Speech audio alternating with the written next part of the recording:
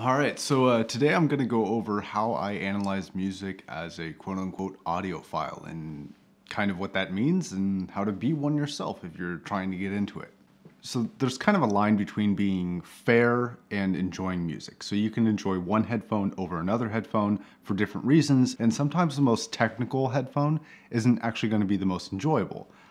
Now, being an audiophile, there's actually two parts to that. One part is that you want to enjoy the headphones you're listening to.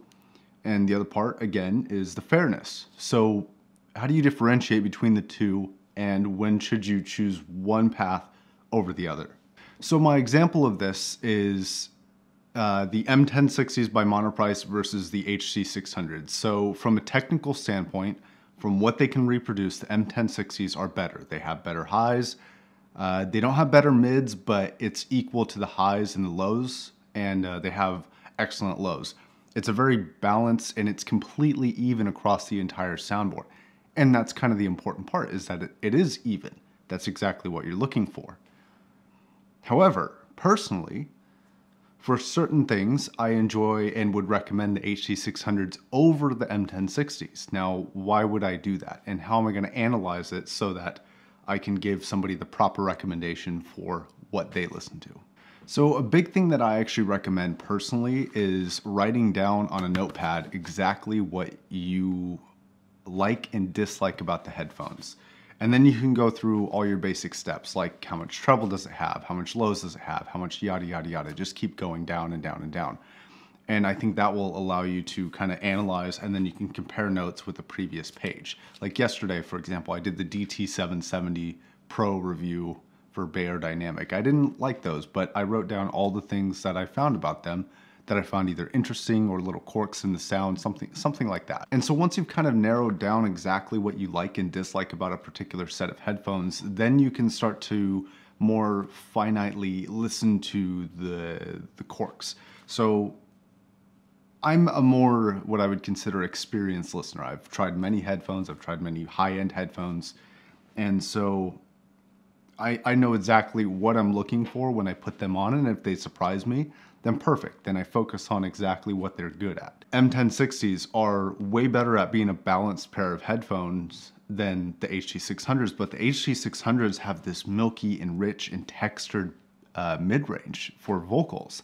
And because of that, for certain artists, they completely blow the M1060s out of the water, because the highs and the lows and the averageness, I mean, they're not average, but the equalness across the board of the M1060s doesn't sound as good as the HC600s. So after you've analyzed this music and analyzed these headphones and written it all down, you want to look at specific tracks over and over and over and over again. And that's where the fairness comes in. If you just want enjoyable, if you want to measure a headphone from an enjoyable standpoint and see how enjoyable it is to listen to, then your job is easy. You just have to listen to music, whatever music comes up, look for kind of details here and there and see if you like what it's doing, see if you like the songs that it's playing. But if you're going to come at it from a technical standpoint, and you can do both, there's nothing wrong with doing one or the other, but if you are going to come at it from a technical standpoint, I think it's important to listen to the same tracks over and over, because it allows you to pick out the nuances that one headphone can do over another. Maybe it's something in the background, or its ability to image correctly, or it has very wide soundstage or something like that. Once you pick out those little nuances, all you have to do is just write it down and notate it in your little document there and see exactly what the differences are between another headphone versus that one. Or if you just are not comparing headphones and you're just doing one particular headphone, then all you have to do is kind of list out or mentally list what you're liking and disliking about it. From an enjoyment standpoint, sometimes the best technical headphones in the world are not the most enjoyable. I mean, sometimes they're going to be playing highs that are just too ear piercing. Like sometimes the M1060s, for example, are ear-piercingly high for trumpets. Like, it's just because the recording was done in such a way that the highs are very, very pronounced in that particular song, And in that particular song, it's not very enjoyable to listen to because it's too much. It's just too bright, at least for my ears. But that's just an example.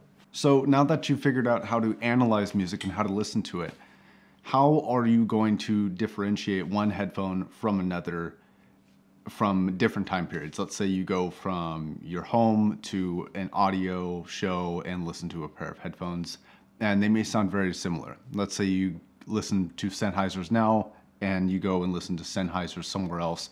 They're going to have a similar sound signature, so they may be hard to pick apart unless there's a very, very stark difference. But if there's not, what do you do to tell?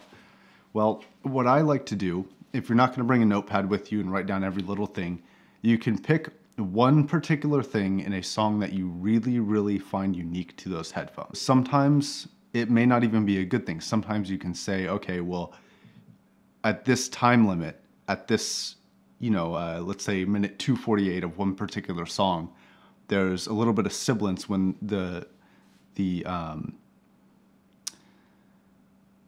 can't think of the word.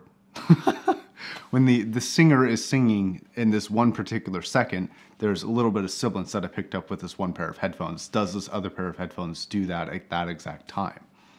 Maybe they do, maybe they don't. You don't know. That's why you have to listen. That's one of the beautiful things about being an audiophile, is that you get to listen and analyze things and find different things that you like and dislike about certain songs and different headphones and speakers even. And then you have to ask yourself a question, well, what do I do with this information? Now that I have all this information, what's my goal? Am I trying to listen to as many headphones as possible? Am I trying to find the right pair of headphones for me and then I can buy those? Or the right pair of speakers and then I can buy those and listen to them? It depends on what your end goal is, and that is up to you to decide. I can't tell you that. My personal goal, I'm under the pursuit of perfection. Right? So I am going for something that is perfect in every single capacity for me. And sometimes one headphone is perfect for one thing and another headphone is perfect for another thing. And I know this is kind of a useless endeavor because there's always going to be something better or something that isn't quite right that another headphone does better that I wish had implemented in that particular headphone that doesn't make it perfect. But I'm also okay with the pursuit. See, I find enjoyment out of finding out. I find enjoyment out of chasing a goal, not reaching it. Have you ever seen that scene in Batman, The Dark Knight, where the Joker's saying that, he's like a dog. He's like, he'll chase a car, but he doesn't know what to do once he's caught it. It's kind of like that. So once I find perfection, I don't know what the hell I'll do. But I'm definitely going to try and find it. And that's my point, but your point may be different. And part of being an audiophile is learning what being an audiophile means to you.